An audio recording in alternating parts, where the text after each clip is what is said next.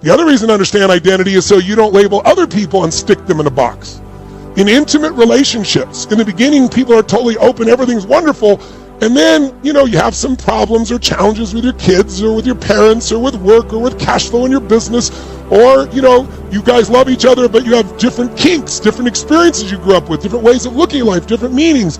And now you start going, God, she's a jerk, he's an asshole. And if you do that enough, and especially if you go tell your friends about him, like I heard this one woman say, my husband is the prince of darkness, right? It's like, wow, that's really going to enhance your relationship, right? Because you're going to look for everything he does wrong, everything that's mean, everything that's dark once you believe that shit, right?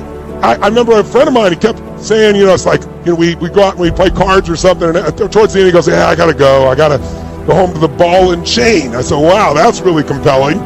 Right? And then I noticed one of my buddies, like 6 months later, had been around my other friends so much, he started using the same phrase. And the second guy loved his wife. And I could see the relationship change. And I finally said, listen, it's not my place, but this is what I do for a living. And let me tell you what's happening. You're not even seeing it. So be careful the limiting identity you attach to someone, because once you do that, your brain, you get in your head. You heard the gentleman earlier, I always teach, you get in your head, you're dead. You got to stay in your heart. Because the mind wants to make black and white, good or bad. It wants to generalize, distort, and delete to keep things simple. But life is a little more complex than these oversimplifications, and then you miss out on things that really matter. Is this making sense to you so far? So let's think of something you're not doing that you want to do, and you're not doing it. Why? I virtually guarantee you one of the reasons why is it's not part of your identity. In fact, it's outside of it. If you want to change your life, my friends, you got to change your physiology and you got to change your focus. My very first thing I do when I wake up in the morning is I want to get my head right. I do this thing called priming. Today, what creates marketing is when you don't just market, but you add value to people. The early stages of myself as an entrepreneur, I started all these companies from scratch. And then I met a gentleman, the gentleman who started MTV, and we had this really cool conversation. He said, Tony, it took me a decade and a half to really build up MTV. And he said, and then I built another company, and he said, Tony, you know what I realized? It takes like 7 years, that was his number in his head, on average, to go from scratch to build something that's really stable and strong and so forth. And he goes, I realized there are only so many 7-year cycles in my body. And he said, but if I went to a company that already has been around for 7, 10, 20 years, and I bring my ability, my vision, my ability to grow that business, my ability to inspire the people, my ability to produce resourcefulness, then I get a multiplied effect. And he goes, Tony, you're the best in the world at what you do, but damn, you work your tail off. And so he asked me if I'd come speak. One of the companies he took over was Century 21 Real Estate. And he said, why haven't you ever spoken for us? I said, because your company asked me over and over, but they're cheap. They want to pay me $100,000 and my fee's $250,000. He goes, we'll pay the $250,000. I said, no, for you, I'll do it for free. Because he's a friend, and I'm learning from him. So I came and did the speech, and afterwards he sat me back down. He goes, Tony, there are 10,000 people here. He says, I know like all my financial guys, they all look to you, but you're like a rock star for middle America. These people in gold jackets selling real estate. He goes, do you know how much our business increased in those 4 months? And I don't remember the exact number. It was like 22 or 23% or something. He goes, do you know how much money you made me? And you got nothing. He said, let me give you some advice. Go find people that have some form of momentum that you can turn it around and get a piece of that. And that's how I changed. So what I looked for were businesses that I felt tremendous emotional connection to because I felt they'd touch people's lives in some way. And I looked for partners that were geniuses, but where I could bring my own genius to it, where 1 + 1 = 5, or at least 3, not 2.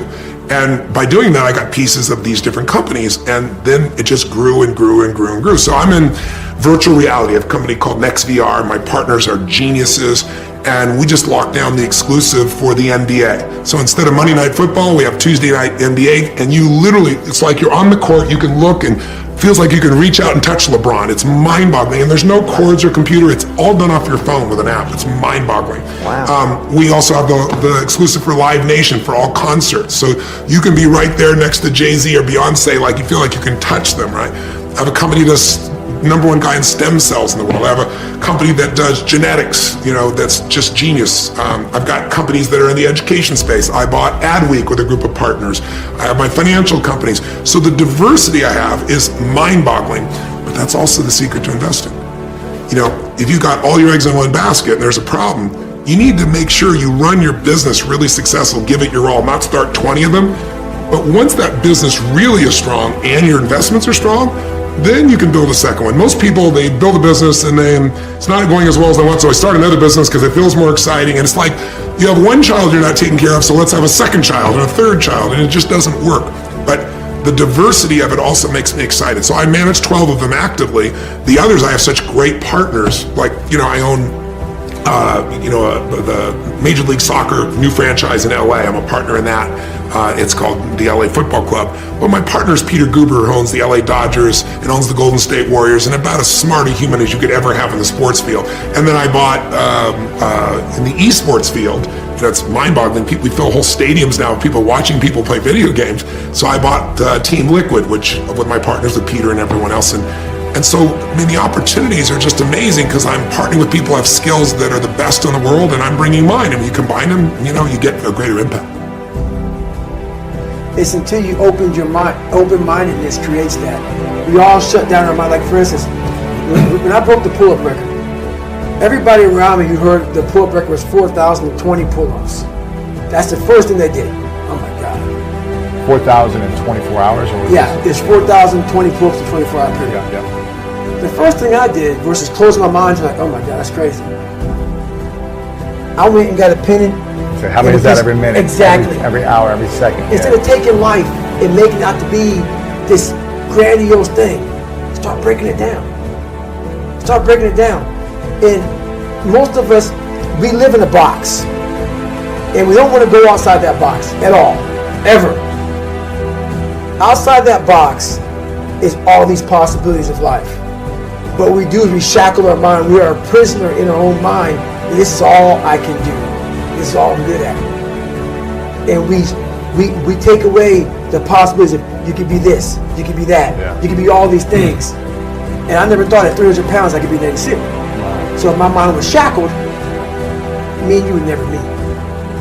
There'd be no book. There'd be no book. There'd be nothing. So what people understand is that they live for themselves, not knowing that you have the power within yourself to change millions of lives by facing life, by facing yourself. And through that, I would die never knowing that I had the power to change millions of lives. And what haunts me the most, people ask me, what haunts you the most? What haunts me the most is that if I would have died at 300 pounds, let's say I was 75 years old, I got to heaven, and God has a chart like that on everybody's life. God knows all, let's say that. I don't care what you believe in, doesn't matter. I'm not judging anybody. But let's say my thing is God. You get to heaven, I'm 300 pounds, I sit down, I was a cockroach terminator my whole life, and we're sitting down just like this, you're God and I'm David. And he gives me that chart, and he says, look at this. Now look at this chart, and on the chart it has all these different things, but my name's on it. But these things aren't me. I was going to change the world. I was going to set records. I was going to be a Navy SEAL. I was going to be all these things in the military that I accomplished. You're going to get the VFW award. You're going to be honored here, honored there. And I'm like, God, this isn't me. Like it says David Goggins, I was an Ecolab guy. I sprayed for cockroaches, and I'm 300 pounds. It said here I'm 185. It says here I got a bachelor's and a master's. It says all these things. And God goes, no, that's who you were supposed to be. The moment you can figure out what it is you're supposed to be doing, the sooner you are able to get about the business of doing that. The way through the challenge is to get still and ask yourself, what is the next right move? Not think about, oh, I got all of this stuff. What is the next right move? And then from that space, make the next right move and the next right move. And not to be overwhelmed by it, because you know your life is bigger than that one moment. You know you're not defined by what somebody says is a failure for you, because failure is just there to point you in a different direction. I've learned to appreciate living in the moment, and I ask that you do too. I'm asking this graduating class, those of you here, I've asked all of my viewers in America and across the world to do this one thing. Keep a grateful journal. Every night, list 5 things that happened this day, in days to come, that you are grateful for. What it will begin to do is to change your perspective of your day and your life. I believe that if you can learn to focus on what you have, you will always see that the universe is abundant and you will have more. If you concentrate and focus in your life on what you don't have, you will never have enough. Be grateful. Keep a journal. You all are all over my journal tonight. I always understood that there really was no difference between me and the audience. At times I might have had better shoes, but at the core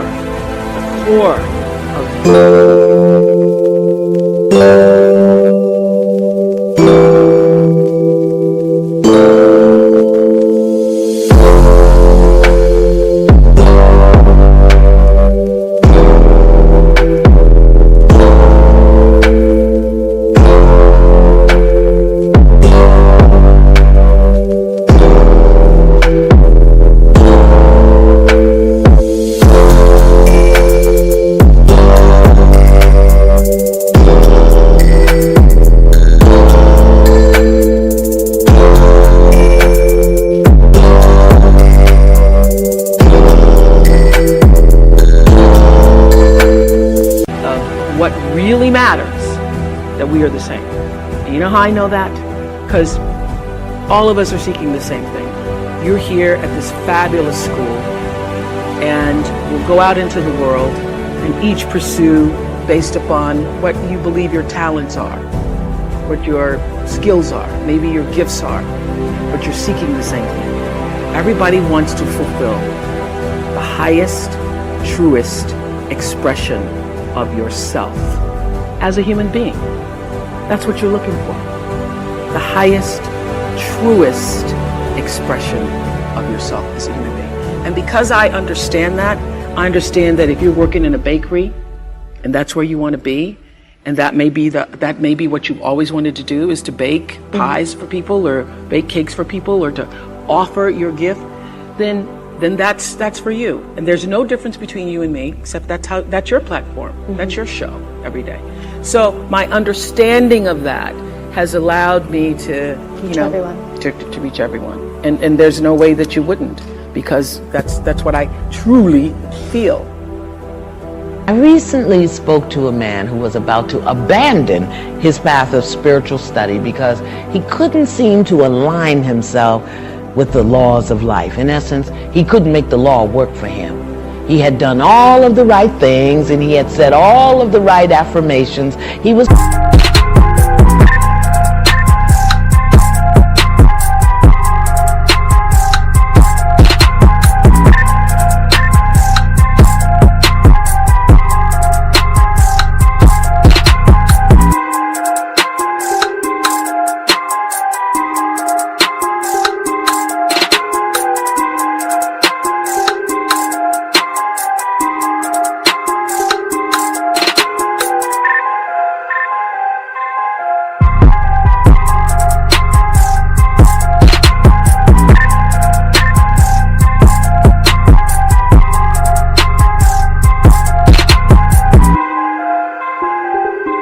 praying and meditating and listening. Still, his life was a mess.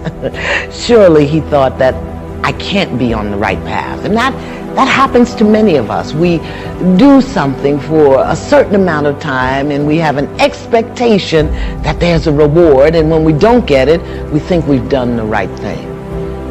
Perhaps he thought he should return to the spiritual tradition of his family. Listening to him, I said, been there, done that. I knew exactly how he was feeling. Suddenly I remembered that in the midst of my own spiritual breakdown, a good friend offered me something that I was excited to share with this pilgrim in distress. We must make our spiritual practice personal. It is of absolutely no use to read the words and study the principles and look at the book as if they're magic formulas that are going to bestow something on you. Every word you receive as guidance on your spiritual path must be received as if it was written specifically for you. whether it's the Bible or the Torah or the Quran, the Bhagavad Gita. You have to know that these words are coming to you at this time for you. Next, you must make all of your spiritual practices and insights practical. You do not need wings and feathers. You need to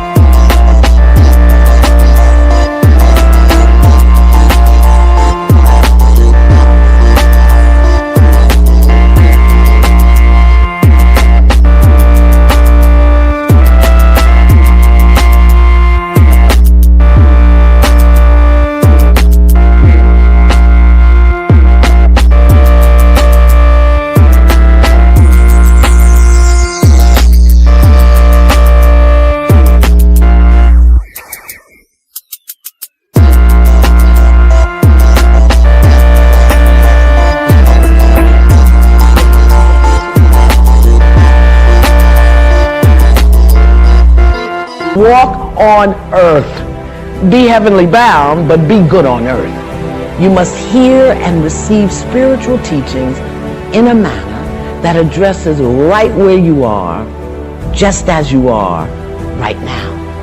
It is so tempting to think that you've got to wait for something in you or around you to be different before you can apply what you're learning and studying.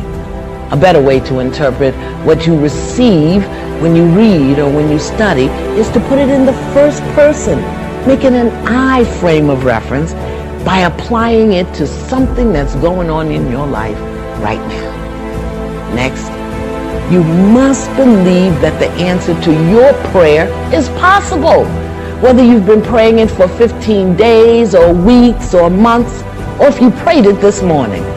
Because the minute you entertain the thought, just one thought, that everyone's prayer can be answered but yours, the possibility for your prayer to be answered goes right out the window. All things are possible to those who believe. So make your belief and the things you believe in personal and practical, and know that they are possible.